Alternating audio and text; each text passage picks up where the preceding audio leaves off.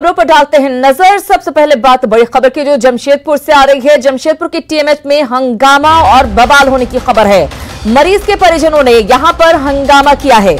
मरीज की मौत के बाद दरअसल मरीज के परिजनों ने अस्पताल में हंगामा किया है। मृतक को कोरोना पॉजिटिव बताने का ये विरोध कर रहे हैं। अस्पताल में पुलिस बल की तैनाती की गई है। पुलिस ने 4 लोगों को हिरासत में भी लिया है। तो बड़ी खबर जमशेदपुर से, जहां टीएमएच में जोरदार हंगामा हुआ है और बवाल किया गया है। मरीज के परिजनों ने दरअसल ये हंगामा किया है। हम आपको बता दें, दरअसल एक मरीज की मौत हो गई और उसके बाद परिजन गुस्से में आ गए और हंगामा करने लगे।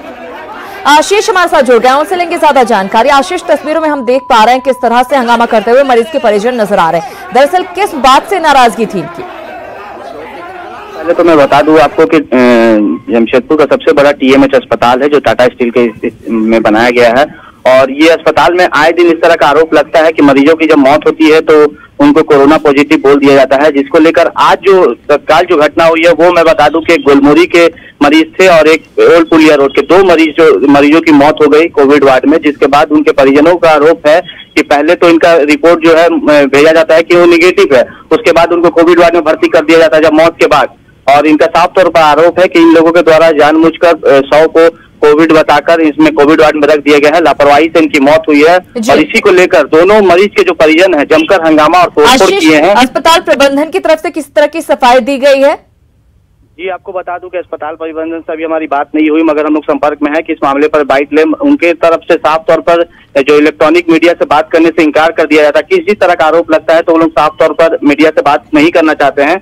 मगर अभी भी मीडिया के कई लोग जो है उनके जो अस्पताल प्रबंधन का अधीक्षक है उनके केबिन के पास खड़े हैं, बाइट लेने का हम लोग प्रयास कर रहे हैं। मगर ये जो मामला है वो काफी गंभीर है, क्योंकि आए दिन इस तरह का आरोप लगता रहता है अस्पताल प्रबंधन में कि जब इलाज की दौरान मरीज की मौत हो जाती है तो उनको कोविड बता दिया जाता है। हालांकि पुलिस मौके पर पहुंच गई है। यानी साफ इलाज में लापरवाही की जाती है और उसके बाद लापरवाही की वजह से मरीज की मौत होने के बाद उन्हें ये बता दिया जाता है कोरोना था, इसकी वजह से मौत हो गई है। जी, ये आप साफ तौर पर कह सकते हैं, क्योंकि जैसा मरीज के परिजनों का आरोप है, आए दिन इस तरह के मामले, इस तरह का वीडियो सोशल मीडिया में वायरल होता है टीएमएच के अंदर का, कि मरीज की जब मौत हो जाती है तो उसके बाद उन्हें तत्काल कोविड में वार्ड में शिफ्ट कर दिया जाता है और वो कह दिया जाता है आसानी से कि वो कोविड पॉजिटिव हो गए हैं। जी बिल्कुल। आशीष, जानना चाहूंगी क्या मरीज के परिजनों से कोई बातचीत हो सकी है कि पहले किस बीमारी की वजह से उन्हें अस्पताल में भर्ती करवाया गया था और कब उनको ये बताया गया कि वो कोविड-19 पॉजिटिव थे? किरांदा, जैसा कि मैं बता दूं कि आज जो 2 मामले सामने आए हैं, दोनों के परिजनों से हमारी बात हुई है। उनका कहना था कि एक को बुखार था और एक को सांस लेने में दिक्कत थी, बावजूद जो है उनको इमरजेंसी में लाया गया, उनका जांच भी किया गया, कोरोना निगेटिव निकला। वो निगेटिव पेपर भी वो दिखा रहे हैं मोबाइल में अपने। और उसके बाद देर रात जब दोनों की मौत होती है तो तत्काल उसके बाद तो बता दिया जाता है कोरोना पॉजिटिव। बहुत धन्यवाद आशीष इस जानकारी के लिए। लेकिन जाहिर तौर पर ये गंभीर मामला बनता है कि आखिर बाद में क्यों कोविड वाले उसमें वार्ड में भर्ती करवा दिया जाता है। इसी बात को लेकर नाराजगी परिजनों में है। जमशेदपुर के एमजीएम अस्पताल पर भी लापरवाही का आरोप लगा है। अस्पताल में जमीन पर लिटाकर मरीज के इलाज का दरअसल यहां पर आरोप लगा है। साथ ही इलाज में लापरवाही का आरोप भी लगा है। मरीज के परिजनों का कहना है कि इलाज में लापरवाही की वजह से मरीज की मौत हो गई। हालांकि अस्पताल प्रबंधन ने लापरवाही की बात से इनकार किया है। जायजा लिया है संवाददाता आशीष तिवारी ने। कोल्हान के सबसे बड़े एमजीएम अस्पताल में एक फिर शर्मनाक घटना सामने आई है और मैं नज़ारा दिखाना चाहूँगा। ये आप देख सकते हैं कि कोल्हान का सबसे बड़ा एमजीएम अस्पताल है। ऐसे तो कोल्हान का सबसे बड़ा एमजीएम अस्पताल अपनी कई कारनामों से सुर्खियों में रहता है, मगर एक घटना जो हुई है वो काफ़ी शर्मनाक। मेरा भाई के जो फीवर हो गया था, फीवर होने के बाद में हम यहाँ पर ही लेके आए। ठीक है, लेने के आने के बाद में हम डॉक्टर साहब को चिल्लाते रह गए, डॉक्टर साहब हमको जो बेड दीजिए, हमारा भाई को उतरना है। ठीक है, डॉक्टर साहब बोलते हैं कि नहीं यहाँ पर लेके आओ तब हम ट्रीटमेंट करेंगे। ठीक है, हम भाई को हम उतार के हम लेके गए इमरजेंसी वार्ड में, जहाँ बेड हमको नहीं मिला। ठीक है, बेड नहीं मिलने के कारण जो है ना फर्स्ट पर लौटा के जो है ना ट्रीटमेंट कराया गया, जहाँ पर जो है ना उनको जो है मुक्त घोषित कर दिया गया। कह रहे हैं मरीज के जो परिजन हैं वो साफ तौर पर कह रहे हैं कि जो एमजीएम अस्पताल में शर्मनाक घटना हुई है, ना कि स्ट्रेचर मिला है, ना ही बेड मिला है, ना ही डॉक्टर आए हैं और तड़प के जो मरीज है उसने अपनी जान दे दी। न्यूज़ 18 के लिए जमशेदपुर से आशीष कुमार तिवारी। मरीज को जब लाया गया उस समय प्रथम दृष्टया लगा कि मरीज जीवित नहीं है, तो इसकी पुष्टि के लिए सबसे पहले चूँकि बेड नहीं था और कंडीशन काफ़ी इमरजेंट था जो तत्काल करना था, तो तुरंत जहाँ पे मरीज़ था उसी जगह ज़मीन पे लिटा के तुरंत ECG किया गया ताकि ये देखा जा सके कि मरीज मृत है या जीवित। TMH और MGM दो बड़े अस्पताल जहां पर व्यवस्थाएं दुरुस्त होने की बात कही जाती है, लेकिन आपने देखा किस तरह के हालात यहां पर हैं और लगातार परिजन जो है मरीजों के, खास तौर से जिनकी मौत हुई है, वो खासे नाराज नजर आ रहे हैं। चलिए खबरों में आगे बढ़ते हैं। बेतला नेशनल पार्क के वन प्राणियों की मौत का सिलसिला थमने का नाम नहीं ले रहा। आज सुबह लातेहार में बरवाडी मुगलसराय रेलखंड में केचकी स्टेशन के पास ट्रेन की चपेट में आने से 5 हिरण की मौत हो गई। घटना की सूचना मिलने के बाद मौके पर पहुंचे वन अधिकारियों ने जांच शुरू कर दी है। साथ ही किस ट्रेन की चपेट में आने से इन हिरणों की मौत हुई है उसकी जांच भी की जा रही है। रेल खंड पर मालगाड़ी की आवाजाही को फिलहाल रोक दिया गया है। मानना है कि सुबह 5:30 से 6:30 के बीच ये घटना हुई होगी। तो उस बीच जो 5 से 6 ट्रेनें गई थी, उसके जो ड्राइवर हैं, जो गार्ड हैं, उसका नाम इन लोगों ने अभी दिया है। वो सूची हमें प्राप्त हो गई है। अभी हम लोग यहाँ स्थल पर आके जांच कर रहे हैं और जांच में मतलब मुख्यतः हमें ये देखना है कि जो हिरन जो है उसका जो मूवमेंट का जो रास्ता है, ये कौन सा रास्ता होगा, किधर से हिरन क्रॉस करता है। और हम लोगों ने मतलब एक मांग भी रखी है कि रेलवे के जो उच्चाधिकारी और फॉरेस्ट के उच्चाधिकारी के बीच एक बैठक होनी चाहिए। और चूंकि ये पलामू टाइगर रिजर्व जो है झारखंड का एकमात्र टाइगर रिजर्व है और इसके बीचों बीच जो है कोर एरिया से होके जो है ट्रेन गुजरती है। और अब आपके लिए एक जरूरी सूचना, झारखंड में यदि आप आते हैं या राज्य से बाहर जाते हैं तो आपको झारखंड सरकार की वेबसाइट www.jharkhandtravel.nic.in पर इसके लिए खुद को पंजीकृत करना होगा। झारखंड में आने के 24 घंटे के भीतर आपको ये प्रक्रिया पूरी कर लेनी होगी। ऐसे सभी लोगों को 14 दिन तक अनिवार्य रूप से होम क्वारंटीन में रहना होगा। जिलों के उपायुक्त इसका अनुपालन सुनिश्चित करेंगे, लेकिन सरकार के बनाए नियमों का लाभ लोगों को नहीं मिल रहा। हालत यह है कि जिस वेबसाइट पर रजिस्ट्रेशन कराना जरूरी है वो साइट खुलती ही नहीं। लोगों की परेशानी का आलम यह है कि जब दिया गया लिंक ओपन नहीं होता तो फिर पंजीकरण कैसे होगा। वैसे नियम के मुताबिक जिला प्रशासन को यह अधिकार होता है कि संबंधित व्यक्ति को होम क्वारंटीन किया जाए या फिर उसे संस्थागत या पेड क्वारंटीन में भेजा जाए। जिलों के उपायुक्त ऐसे लोगों को 14 दिनों की क्वारंटीन से छूट भी दे सकते हैं, लेकिन प्रशासनिक लापरवाही को लेकर भी खबर सामने आ रही है। आरोप है कि ऑनलाइन ई पास को लेकर जिला स्तर के अधिकारी गंभीर नहीं है। ये भी कि हाई प्रोफाइल मामलों में होम क्वारंटीन से छूट का लाभ कुछ हैसियत वाले लोग उठा लेते हैं और जरूरी काम से झारखंड आने वाले लोगों का जबरन क्वारंटीन कर दिया जाता है। तो क्या पहुंच वाले और पैरवी वाले लोग क्वारंटीन के नियमों का फायदा अपने रसों के बल पर उठाते हैं? यह सवाल भी गंभीर है। और इधर देवघर के बाबा बैद्यनाथ धाम में भक्तों के लिए बाबा का दरबार खोल दिया गया है, लेकिन कोरोना संकट के बीच बाबा के दर्शन के लिए कई नए प्रावधान किए गए हैं। देवघर मंदिर में पूजा और दर्शन के लिए अब ई पास जरूरी होगा। इसे झारखंड-दर्शन.nic.in पर लॉगिन कर लिया जा सकता है। सबसे जरूरी बात, ई पास अभी सिर्फ झारखंड के श्रद्धालुओं के लिए ही है। सुबह 6 बजे से सुबह 10 बजे तक हर दिन कुल 200 श्रद्धालु ही बाबा के दर्शन कर सकेंगे। 1 घंटे में 50 लोगों को ही दर्शन की इजाजत होगी। मंदिर में प्रवेश से पहले श्रद्धालुओं की जांच होगी, उसके बाद मंदिर में प्रवेश मिलेगा।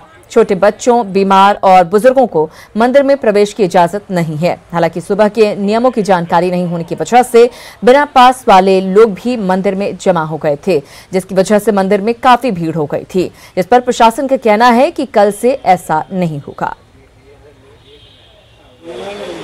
हुए थे तो जिनका ऑनलाइन नहीं था वो लोग भी जमा हो गए थे। उन लोगों को लगा था जैसे कल की व्यवस्था है वही व्यवस्था चलेगी, लेकिन अब धीरे धीरे सब लोग जान गए हैं, उनको समझा दिया गया। 50-50 लोगों का पर घंटा का स्लॉट है। सब लोगों को घंटा के हिसाब से टिकट जो बुकिंग किए हैं वो उसी ढंग से किया गया है। और एक साथ में आज चाहिएगा आप तो 1 सप्ताह के अंदर तक का टिकट आप बुक कर सकते हैं। में ऑनलाइन में कुल 200 लोगों को प्रति घंटा 50 लोग अधिकतम के हिसाब से दर्शन करा जाएगा। तो उस हिसाब से पुलिस प्रशासन ने भी अपनी तैयारी की है। मंदिर के सभी गेट पर, निकास द्वार पर, मान सिंह जी फुटओवर ब्रिज पर जहां से लोगों की एंट्री हो रही है, सिंहभूम द्वार पर तथा अन्य अलग अलग जो द्वार हैं तथा अन्य पॉइंट्स पर हम लोगों ने पुलिस फोर्स और मजिस्ट्रेट की तैनाती की है। जो बार में 2 लोग ही अंदर जाने वाले थे, हम एक एक करके 2-2 लोग अंदर जा रहे थे, तो काफ़ी खुले में हमने दर्शन किया और काफ़ी कम भीड़ में हम दर्शन किए। ई पास भी लिए थे? हाँ, ई पास पहले हमने लिया। और और झारखंड में कल से शर्तों के साथ बस सेवा शुरू होने जा रही है। फिलहाल ये बसें सिर्फ राज्य के अंदर ही चलेंगी, लेकिन इसके लिए यात्रियों को दोगुना भाड़ा चुकाना पड़ेगा, क्योंकि 2x2 बसों में अकेले सफर करने के बावजूद बगल की सीट भी उसी यात्री को रिजर्व करनी पड़ेगी, ताकि बस में भी सोशल डिस्टेंसिंग का ख्याल रखा जा सके और कोरोना के खतरे से बचा जा सके। वहीं सरकार से बस परिचालन बंद रहने के चलते तीसरे क्वार्टर का टैक्स 7 दिन में माफ करने का प्रस्ताव पारित किया गया है। झारखंड बस ओनर्स एसोसिएशन के अध्यक्ष ने कहा कि सरकार अगर 7 दिनों में टैक्स माफी का फैसला नहीं लेती है तो बस मालिक 16 सितंबर से हड़ताल पर चले जाएंगे, क्योंकि कोरोना काल में बस संचालकों की आर्थिक हालत पतली हो गई है और बस का परिचालन भी करना है, क्योंकि हमारे यहाँ झारखंड में सारे गाड़ियाँ 2x2 है जो 35 सीट की है। केबिन में किसी को बैठाना नहीं है, तो 35 सीट का आधा 17.5 पैसेंजर मोटा मोटी होता है, तो उतना में बस का परिचालन करना संभव है ही नहीं, चल नहीं पाएगा, खर्च नहीं निकलेगा। तो कोई सरकार तो हम है नहीं कि पब्लिक सेवा में जा रहे हैं, हम लोग को 2 पैसा बचना चाहिए। तो सरकार के दिशा निर्देश पर ही उनका फरमान को मानते हुए हम लोगों ने यही फैसला लिया है कि जो भी जर्नी करेंगे 2 सीट लेके दोनों आरक्षित कराएंगे, उसके बाद अपना जर्नी करेंगे और हम सहयोग भी मांगेंगे। तो राज्य में कल से बस सेवा शुरू हो रही है, जिससे लोगों ने राहत की सांस ली है, लेकिन सफर महंगा होने से थोड़े परेशान हैं। लातेहार में जायजा लिया संवाददाता विकास तिवारी ने। सरकार ने कोरोना महामारी के दौरान आम लोगों के लिए राहत भरी खबर दी है कि कल से इन सड़कों पर बसों का दौड़ना शुरू हो जाएगा। जहां पिछले कई महीनों से कोरोना महामारी के दौरान बसें बंद थी, वहीं अब कल से यात्रियों के लिए बसों का परिचालन शुरू कर दिया जाएगा। बसों के परिचालन बंद होने से कई व्यवसायी वर्गों के लोगों को काफ़ी परेशानी का सामना करना पड़ रहा था, काफ़ी विकट परिस्थिति आ गई थी। कोरोना महामारी में बस बंद थी, सारी अर्थव्यवस्था चौपट हो गई थी। लाइन होटल, चना बेचने वाला, लाइन होटल से जो भी जुड़े हुए थे, उनके साथ काम करने वाले मजदूर किसी के लोग, उनको काफ़ी परेशानी का सामना करना पड़ रहा है। सरकार की पहल से एक तो अच्छी है, लेकिन दूसरी तरफ ये है कि यात्री पर काफ़ी बोझ पड़ गया है। दोगुना भाड़ा दे के यात्री को सफ़र करना पड़ेगा। इससे कहीं एक प्रकार से सरकार के तरफ से अच्छा पहल है, तो यात्री लोग के लिए खराब भी है। न्यूज़ 18 के लिए लातेहार से विकास तिवारी। उधर झारखंड में जिम खोलने की मांग को लेकर रांची के अल्बर्ट एक्का चौक के पास जिम संचालकों ने प्रदर्शन किया। जिम संचालकों का कहना है कि पिछले 5 महीने से जिम बंद होने से उनके सामने भुखमरी जैसे हालात पैदा हो गए हैं। उन्होंने सरकारी गाइडलाइन के मुताबिक जिम खोलने की मांग की, वहीं मांगे नहीं माने जाने पर प्रदर्शन करने और सीएम आवास के सामने अनशन करने की चेतावनी दी है। मैं सरकार से निवेदन करता हूं कि हम लोग को झारखंड में भी जिम खोलने का आदेश दिया जाए, और जिम जितने भी संचालक हैं और ट्रेनर हैं सब भुखमरी की स्थिति में आ गए हैं। इतने लोग बेरोजगार है, हजारों हजार की संख्या में बेरोजगार हो गए हैं। और जब सेंटर आदेश दे दिया है जिम खोलने का, 5 सितंबर से ही सेंटर आदेश दे दिया है, लेकिन झारखंड में अभी तक जिम खोलने का आदेश नहीं दिया गया है। चतरा से बड़ी खबर मिल रही है। यहां पर तालाब में डूबने से 3 बच्चों की मौत हो गई है। तो चतरा से बड़ी खबर, तालाब में डूबने की वजह से यहां 3 बच्चों की मौत हो गई है। नहाने के दौरान दरअसल ये तीनों बच्चे डूबे हैं। तालाब से तीनों के शव निकाल लिए गए हैं। सदर थाना क्षेत्र के बिंड मोहल्ले की एक घटना है। तो बड़ी खबर आपको दे रहे हैं चतरा से, जहां पर तालाब में नहाने के दौरान 3 बच्चे डूब गए हैं और डूबने की वजह से तीनों की मौत हो गई है। तीनों के शव निकाल लिए गए हैं। सदर थाना क्षेत्र के बिंड मोहल्ले की एक घटना है।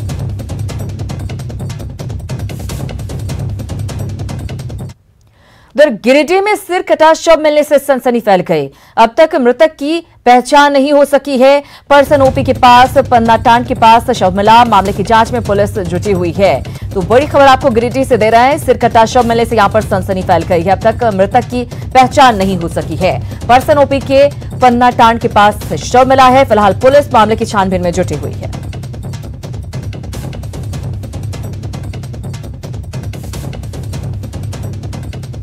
उधर पूर्वी सिंहभूम के बहरागोड़ा प्रखंड के प्रतापपुर गांव के लोग 4 दिन बाद रगड़ो नदी का जलस्तर कम होने के बाद गांव से बाहर निकले हैं।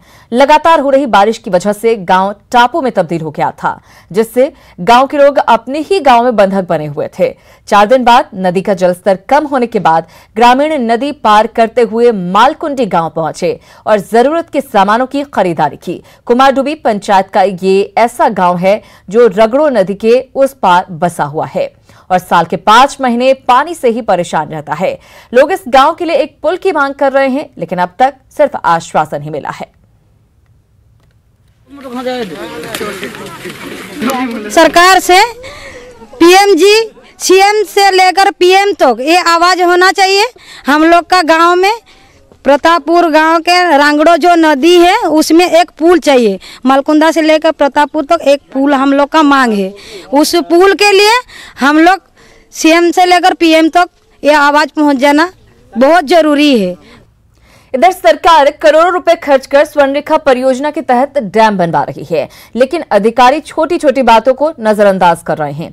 घाटशिला के गालूडीह बराज पर करोड़ों रुपए खर्च किए गए हैं, लेकिन अब तक बराज के 18 में से किसी भी एक गेट में सायरन नहीं लगाया गया है, जबकि पदाधिकारियों का निर्देश है कि बराज में 92 मीटर से अधिक पानी होने पर 2 से 3 गेट खोल दिए जाएं और बराज का गेट खोलने से पहले इलाके के लोगों को अलर्ट करने के लिए सायरन बजाने का प्रावधान है। लेकिन सायरन नहीं लगाने की वजह से कर्मचारी बेधड़क बिना किसी पूर्व सूचना और अलर्ट के ही बराज के गेट खोल देते हैं, जिससे सबसे ज्यादा मछुआरों को खतरा रहता है। वहीं स्वर्णरेखा परियोजना के अधिकारियों का दावा है कि 1 करोड़ 20 लाख की लागत से सर्च लाइट और सायरन लगाए गए थे, लेकिन वो खराब हो गए हैं। लेकर 1 करोड़ 20 लाख का एक प्रोजेक्ट था और हमने एक दिन गए थे, देखा कि नहीं है, तो इसको हम अपना इसमें बुलाए पर्सनल ध्यान आकर्षण समिति के माध्यम से हम बुलाए थे और उसमें वो लोग जवाब दिया कि हम लोग सब लगाए, लेकिन जब स्पॉट पर गए थे लेकिन कुछ नहीं था, केवल डेंटिंग बंटिंग तो जरूर हुआ है, न बत्ती है, न घंटी है, न कुछ है। खबर पलामू से, जहां सरकार के 2.25 करोड़ रुपए खर्च करने के बाद भी सरकारी भवन हाथी का दांत साबित हो रहा है। 5 साल पहले पाटन प्रखंड के नवा जयपुर प्राथमिक स्वास्थ्य केंद्र का नया भवन बनाया गया था। भवन पूरी तरह से बनकर तैयार है, लेकिन आज तक ग्रामीणों को इससे कोई लाभ नहीं मिला। बिना मिट्टी भराई किए निचले इलाके में पीएचसी बना दिया गया है। भवन तक जाने के लिए रास्ता भी नाम का ही बनाया गया है, जिससे भवन पूरी तरह से डूबा हुआ है और रखरखाव के अभाव में जर्जर भी होने लगा है। जायजा लिया हमारे सहयोगी नीलकमल ने। प्राथमिक स्वास्थ्य केंद्र का ये भवन बना हुआ है जो पिछले 5 सालों से ये बन के तैयार है, लेकिन आप देख सकते हैं कि किस हालत में ये भवन है। चारों तरफ से पानी है, तालाब में पूरी तरह से इसे बनाया गया है। जमीन है, उन्हें स्वास्थ्य सुविधा तो दूर, इस भवन का अभी तक हैंडओवर नहीं किया गया है, इसका संचालन शुरू नहीं किया गया है। आप देख सकते हैं कि इसमें अभी से ही दरारें आनी शुरू हो गई है, तो आप अंदाज़ा लगा सकते हैं कि कहीं न कहीं ये सरकार के पैसे का पूरी तरह से दुरुपयोग किया गया है और अभी तक इसे शुरू नहीं किया गया। यहाँ साल पहले बना है, हाँ, लेकिन अभी तक इसका ना कुछ शुरुआत हुआ और सब बिल्डिंग देखिए टूट रहा है, गेट टूट गया, उधर पीछे और सब टूट गया, पानी भरा हुआ है। 1 करोड़ 85 लाख मट्टी नहीं, 1 करोड़ 85 लाख की बिल्डिंग है, मट्टी नहीं भराया, कहीं से आने जाने का कोई रास्ता नहीं है, कुछ नहीं है, मैंने सिर्फ बंदर बांट किया गया है। 5 फीट पानी जो भरा हुआ है, बिल्डिंग बनने के बाद कम से कम मिट्टी भर दिया जाता ताकि उसमें आदमी आता। रोड जो है से बना हुआ है, इसी मट्टी दे करके जो डूब गया। बिल्डिंग का मकान जो है अभी ये टूट गया और जब से ही आया है कोई देखने वाला इसको नहीं है। ठेकेदार पैसा ले लिया, नहीं लिया, अगर नहीं लिया होगा तो उसको नहीं मिलना चाहिए। कई सालों से यह स्वास्थ्य केंद्र का बिल्डिंग बन के तैयार है, मगर इसमें स्वास्थ्य सुविधा शुरू नहीं की गई है। इस बात का यहाँ के ग्रामीणों में खासा नाराजगी है। नीलकमल, न्यूज़ 18 पलामू। तो करोड़ों